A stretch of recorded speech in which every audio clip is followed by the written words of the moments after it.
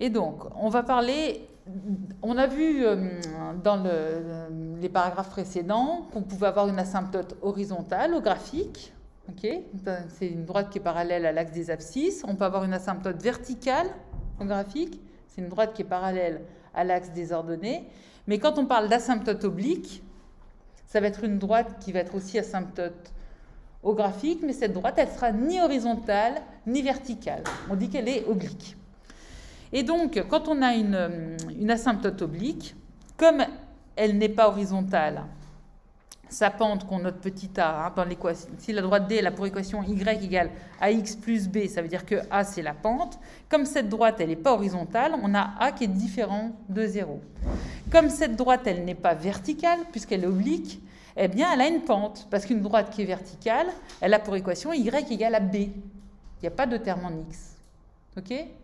Et donc là, on sait que a c'est un réel, qu'il est non nul, que notre droite D, elle a pour équation y égale ax plus b. Quand on a ce genre d'équation de droite avec a non nul, on est sûr d'avoir une droite qui va être oblique. Ça va? Déjà, premier réflexe. Cette droite, elle est oblique.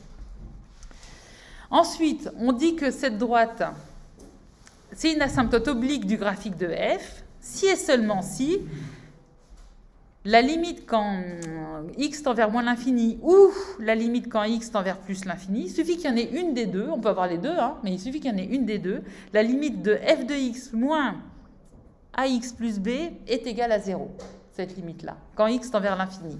Ça va? On dit qu'on a une asymptote oblique au graphique de f. Ok?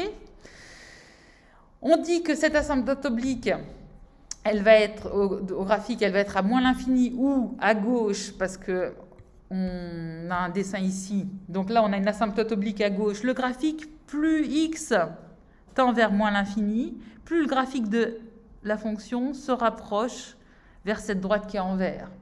Ok ? Et bien donc là, on dit qu'on a une asymptote oblique à gauche, parce qu'on a à gauche, ou c'est mieux de dire en moins l'infini. Ça va ? Et là, on va dire qu'on a une asymptote oblique à droite, parce qu'on est à droite, mais c'est mieux de dire qu'on a une asymptote oblique en plus l'infini, parce que c'est quand x tend vers plus l'infini. Ok ?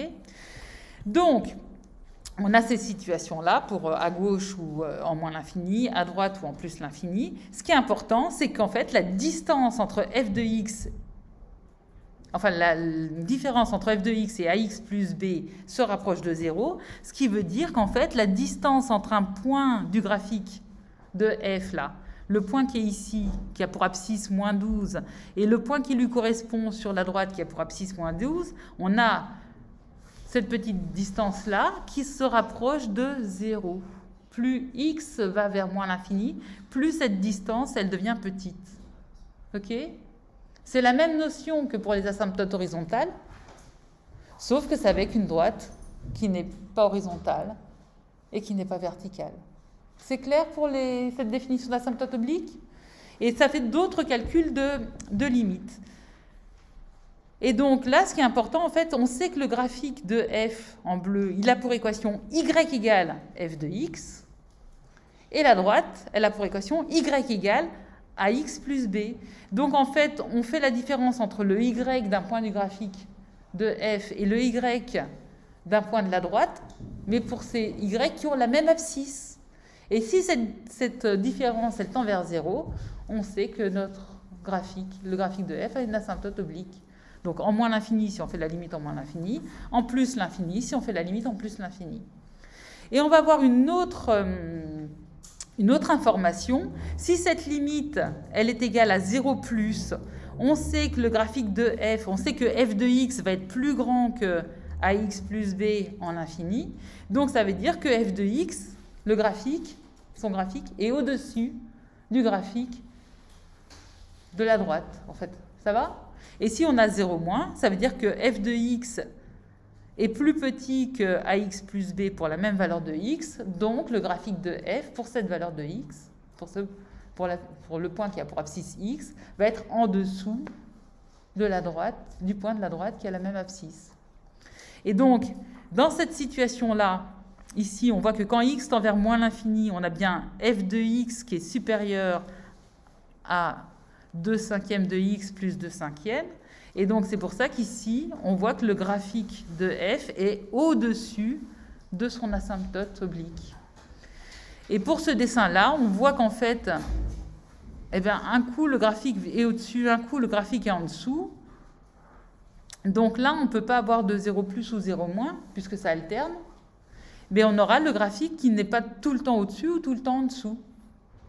Ça va? On aurait eu la même chose avec les asymptotes horizontales. Sauf qu'on n'aurait pas eu comme différence 0, mais une asymptote horizontale, en fait, on enlève cette partie-là. On enlève la partie où il y a du x. Mais c'est la même notion derrière, pour les limites. C'est bon? Est-ce qu'il y a des questions sur cette page-là? Oui? On te donne juste la définition pour une asymptote oblique, pour que le graphique de ta fonction ait une asymptote oblique. Et donc on te dit comment le voir en langage de limite. Donc tu sais que c'est une définition, que cette droite, qui a pour équation y égale à x plus b, ça va être une asymptote oblique au graphique de ta fonction f si tu as cette limite-là, ou celle-là, ou même les deux. OK? Et après, donc, tu sais que si c'est une asymptote en moins l'infini ou en plus l'infini. Donc là, il s'avère que la droite que j'ai tracée ici pour ce graphique, c'est une asymptote en moins l'infini et en plus l'infini. Et on voit que le graphique de f, il s'approche de cette droite par le haut quand x tend vers moins l'infini. Donc, on aura une limite comme ça quand x tend vers moins l'infini. Par contre, le graphique de f, il ne s'approche pas de la droite verte en étant que par le haut ou que par le bas. Il alterne. Donc là, c'est pour ça que cette limite, quand x tend vers plus l'infini, la limite de cette différence, elle est égale à 0, mais tu ne peux pas mettre 0 plus ou 0 moins. C'est plus clair? Il y a d'autres questions? Donc, on arrête là pour